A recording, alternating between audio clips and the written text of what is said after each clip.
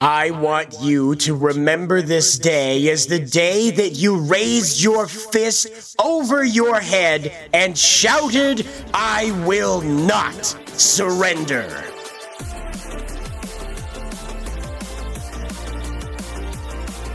Because of your sacrifice, Helldiver, and the sacrifice of hundreds of thousands of others, Sony was brought to bear. And a message was sent to the rest of the corporate front. We're coming for you next.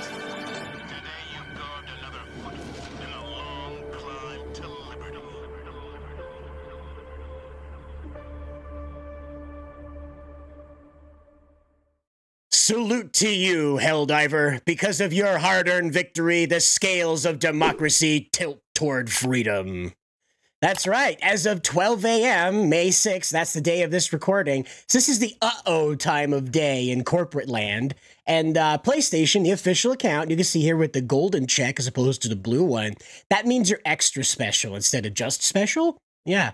Anyway, it reads, Helldivers fans, we've heard your feedback on the Helldivers 2 account linking update.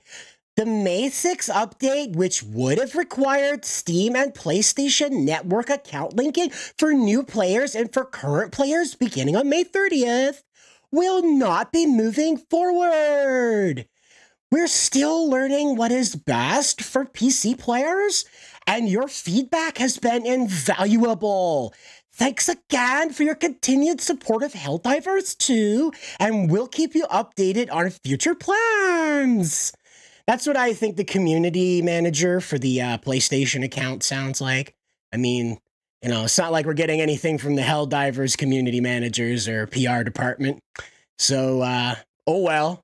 But from around the internet, we've heard roars of victory coming from just about every personality that had a stake or otherwise in this. Anyway, here's Pirate Software, real cool guy, great life advice, great tech advice. Feel free to check him out on Twitch, on YouTube, Rumble, wherever you can find him. A+ kind of content with that guy. And he says, while this is a victory for the players, you've left a long-lasting stain on your brand as a publisher. Many people have very little reason to trust Sony going forward. Moving the business before you understand the player base is never the right choice. And he has a great point here. Sony moved in and they were saying, you know, this device isn't created by us. We don't own this device. There is no mechanism in which we service this device. I'll remind you, the PlayStation Network is for the PlayStation. It is not for PCs. These do not have cross-platform play even. So this is the situation you're facing, right? The PSN over here is saying you've got to have an account that otherwise your device would not have any business being linked to. And this is what bothered me about this, is that Sony has a right to monitor activity on their devices, okay? I can see a legal argument for that. I personally don't like it, but I understand that legal argument that they produced it and they don't want things that are harmful to their brand being installed or having this thing used for, you know, like a saw trap from the movie, right? The Saw. Yeah, like some kind of saw trap. They don't want to see the Sony used for that, the PlayStation used for that. Now, see, I can understand them monitoring that kind of activity. You know, monitoring what you're putting on there, you know, that kind of stuff. But I cannot wrap my head around why Sony needs to know what's going on a device that they didn't build, they didn't sell, and the PlayStation Network isn't designed to support. I don't understand, you know, there is no gain to linking your PC to the PSN. You're not going to be able to download PlayStation games. They're meant for the PlayStation. How else is PlayStation going to stay in business? It's amazing. It's amazing. Among the other amazing things is that we have Razor Fist checking in with a really great line here. And he says, acknowledge victories when you achieve them. All you had to do was organize a little. And the result? You boofed a Fortune 500 company with pockets brimming with bridge ESG payola. Take the white pill and take a bow. That's right. And he's quote tweeting the PlayStation account here, the official account saying this. I mean, he's absolutely right. If you needed evidence that there is power in the consumer still, this is right here. This is where it's at. taking this kind of initiative and getting together and saying, no, we're not going to do this. This is ridiculous. Find another way to ban people if that's what you're so concerned about. Right? And remember, this was their problem, is they wanted to make sure you couldn't grief people, you know? You couldn't cause mayhem. So just turn friendly fire off and turn off the in-game chat. Problem solved. All they can do is rude emojis at each other. That's it. Well, I guess like 9/10 of the streaming aspect of the game is gone then, but by golly, nobody gets their feelings hurt on accident. That's for sure. Either way, let's go on. Now, I should know this. You should know this. Nerdrotic went on Fox News, or a Fox News affiliated podcast recently, and they mistakenly labeled him a game reviewer. So from Fox News game reviewer Nerdrotic, I salute my fellow gamers, he says, quote tweeting the official PlayStation account. He salutes his fellow gamers. Never change, Gary. Never change. And over here, we got D-Day Cobra, Jeremy of Geeks and Gamers, and he has a great speech here, really great piece. Learn from Helldivers. Never give any major company the benefit of the doubt, ever. It doesn't matter how positive or supportive fans are of something. These trash companies will kill it in a matter of minutes. Never apologize, my friends. He's got a great point. These people just came in and screwed over the whole community, just like that. 177 countries were taken out of the running, by the way. This isn't just some goofy thing that Americans didn't like. Sony doesn't have rights in 177 countries. So they couldn't, they were going to end up blocking out players from these countries. Now, granted, they may not have numbered in the millions, but that would have been at least a significant part of their player base that would have been completely wiped off the board. This is idiotic at best and malicious at worst, like deliberately malicious at worst.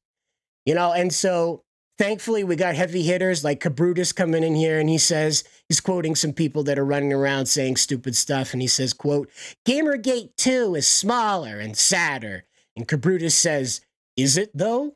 And he's posting this screenshot of what was going on in the Steam store with Helldivers. And then when the story of victory came out, when Sony's grand surrender finally landed, he had this to say, and he says, when someone tells you something like, hey, petitions won't do nothing, protesting won't change anything, show them this. This industry belongs to us. Never let them forget about that. Very cool. Very cool, Cabrutus. And then Grums. Grums comes in to tell us they've banned mention of his name in the Helldivers Discord. I mean, this must be like the best effort that the community managers have at like controlling the conversation. They think if they erase Grums, right, that none of this is going to like get back to the conversation at hand, that what actually happened. They're going to brush it all under the rug, going to let the memes flow. Let's get Helldivers back on the road again. That whoopsie-cadoodles is miles behind us, guys. Don't talk about Grums or you're banned. You know, they're not banning people, right? But it could be getting there, right? At this point, it's just being censored. He says this. He says, mention of my name is banned in the Helldivers Discord. They are blaming me for their own PR mess. Hey, I wasn't the one that required PSN accounts. You can blame me all you want, but this one is on you. And that's right. It's on them. This user here is posting evidence of this. Now, look right here. See, this says, is that one mod still freaking out about Grums? And it says, this content is blocked by this server. From server moderators, this message was prevented by automod rule created by Probot. So there it is. I doubt they have a mod like rule that says you can't say freaking out in a sentence. Okay? I doubt they have a mod bot going through and censoring things like, is that one mod still freaking out? I doubt they have that censored. It's a very innocuous statement to go blocking if it isn't about Grum's name, which I happen to think it is. However, when he heard the news, he posted this gif of the belly-bumping Helldivers there as they stab the bug in the guts with the victory flag here for Super Earth. And here it is. He says, we did it. You did it. PlayStation no longer requires Steam and PSN linking. Great job, everyone. And he's got a great point here because you broke the back of this corporation.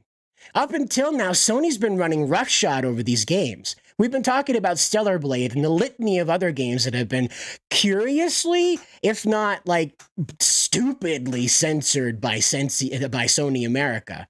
One has to wonder what's going on with this situation, what brought on the bright idea of linking these accounts rather than using the multiple ID signatures that Steam attaches to your accounts. By the way, you can look that up.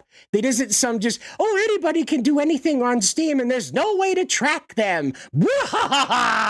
No, it's not like that at all. There's actually 3 different layers of ID that go with your Steam account. So yeah, it's pretty easy to ban people who are misbehaving, but not if you're Sony and you want to be able to ban them across platform while also collecting all the marketing data possible to sell to malicious marketers out there. Golly gee, to be a multi-billion-dollar corporation these days, right? Anyway, the guy that had it the best here was the Helldivers HQ, all right? This is a great account. As far as I know, it's official. It might not be, I don't know, but it posted a great meme here, and it says, if we can kill 2 million bugs, what's a single corporation? Goes to war with a billion-dollar company and wins. That's right, you guys won. That's right, you kept the heat on. You may not have got your refunds, but they kept getting the requests over and over and over again. The ratings kept going down and down and down. It kind of looked like an advertisement for the dive. Go look up the graphic. I don't have it right in front of me at the moment. I'm sorry, I'm more prepared usually. But go look up that graphic. It kind of looks like a dive, like one of those Vector 70s 007 kind of intros of the dive. Looks pretty good. But hopefully that becomes like an icon, right? If I was in charge of the Helldivers marketing team, I would be all over that schlump there, trying to work that into the lore, trying to turn the corporations that run everything on Super Earth into talking about this, maybe putting a whole new aspect of the game together where the Helldivers have to fight evil break-off corporations that want to start their own civilizations independent of Super Earth. I mean, you've literally just stumbled into a whole new chapter of the Helldivers universe if you want to lean into how this played out, because I can assure you there are users out there that want to take their frustration with this whole event out on some totem of a CEO that made this decision. Doesn't have to be a human, could be a squid guy, but has CEO there. Hello, my name is CEO. Right there, right? Yeah, perfect. Just paint a target on him and let him go. I don't know, man. You let me know what you think down in the comments. I'll eventually spit it out right. I know English, believe me, but you let me know down in the comments what you think. And hey, if you think there's a way that Arrowhead can work this into the new story moving forward, that would be great. I think that would be fantastic, especially if they can work figureheads of it into this, like similes of Cabrutus and Grums and the team that hopefully the community managers get fired and they end up becoming villains too, because boy, howdy did they mishandle this whole thing. Anyway, I'll see you in the next video, and as always, good luck out there.